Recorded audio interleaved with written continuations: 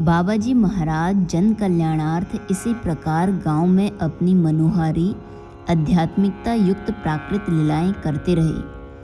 और इसी माहौल में एक ऐसी घटना घटी जिसकी परिणति बाबा जी के गांव छोड़ देने में हो गई और उनके गांव छोड़ देने का बहाना बन गई। चूँकि बाबा जी महाराज अपनी दया और कृपा के कारण सभी वर्ग सभी वर्ण जाति के लोगों को समान स्थान देते थे।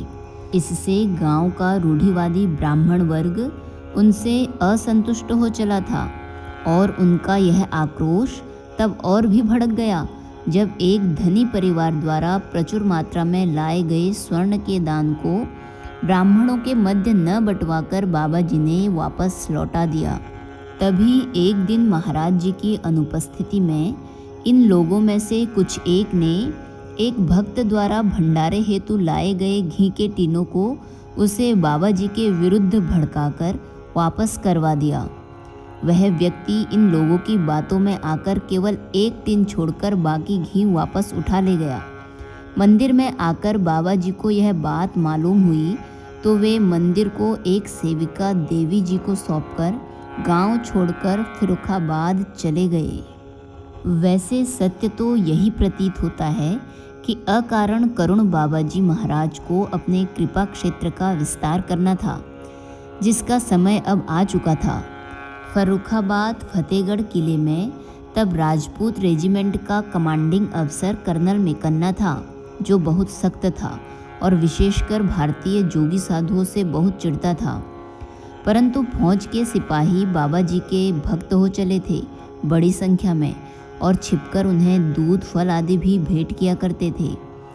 पता नहीं किस मौज में बाबा जी ने कर्नल मेकन्ना का हृदय परिवर्तन करने की मनसा बना ली और एक दिन जब वह बाहर चला गया तो बाबा जी उसके कक्ष में जाकर उसके पलंग में लेट गए। अर्दली सिपाहियों आदि ने उनको बहुत रोका, परंतु बाबा जी डटे रहे।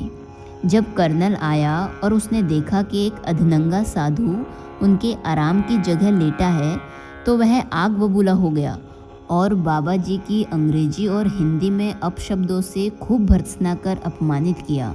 परंतु बाबा जी हंसते मुस्कुराते रहे उसकी इन हरकतों पर भी। इतने अपमान के बाद भी महाराज जी को निर्विकार हंसते मुस्कुराते देख कर्नल आश्चर्यचकित रह गया। पता नहीं बाबा जी की उस मुस्कुराहट में तथा उनके स्पर्श में कर्नल मेकन्ना ने क्या अनुभूति की कि तत्काल उसमें अप्रत्याशित परिवर्तन आ गया। उसने बाबा जी से क्षमा मांगी और उनके लिए दूध फल मंगवाकर अर्पण किए। साथ में हुक्म भी दे दिया कि बाबा जी को किले के अंदर आने दिया जाए और उन्हें फौज की तरफ से दूध फल भी अर्पण किए जाए। इस घटना के बाद वह आजीवन तन मन से उनका भक्त हो गया। मेकन्ना पहला विदेशी भक्त बन गया बाबा जी का। एक दिन बाबा जी ने अपनी मौज में कर्नल से कह दिया, जा तू जनरल हो जाएगा। तब मेकन्ना को इस बात पर विश्वास नहीं हुआ था, क्योंकि उसके ऊपर न मालूम कितने और अफसर थे जो जनरल बनते। परंतु बाबा जी का अमोघ वचन कैसे निरर्थक होता। द्वितीय विश्व युद्ध में वह जनरल बनकर सुदूर पूर्व की कमान संभालता हुआ जापानियों से लड़ा था। बाबा जी के इस अमोघ आशीर्वाद के फलस्वरूप उस महायुद्ध में बड़े पैमाने पर नरसंहार के बावजूद और ब्रिटिश फौज के प्रारंभ में ही बुरी तरह हार जाने पर भी मेकन्ना युद्धोपरांत सकुशल इंग्लैंड लौट गया। कहते हैं कि बाद में मेकन्ना बाबा जी को अपने साथ इंग्लैंड भी ले गया, परंतु बाबा जी महाराज वहाँ से दूसरे और तीसरे दिन में ही भारत लौट आए।